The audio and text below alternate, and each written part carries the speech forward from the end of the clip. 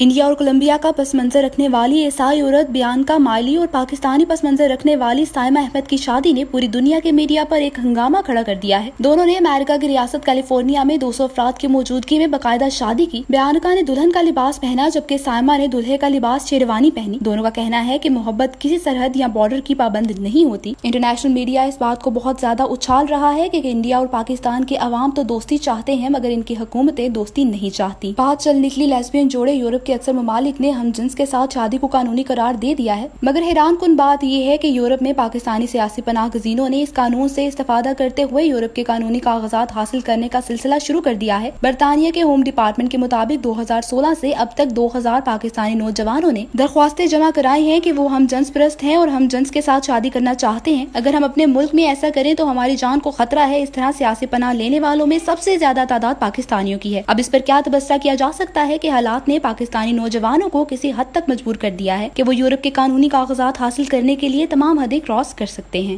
Immigration اور تارکین وطن کی خبروں سے باخبر رہنے کے لیے ہمارا YouTube چینل سبسکرائب کریں اور بیل آئیکن کو کلک کریں۔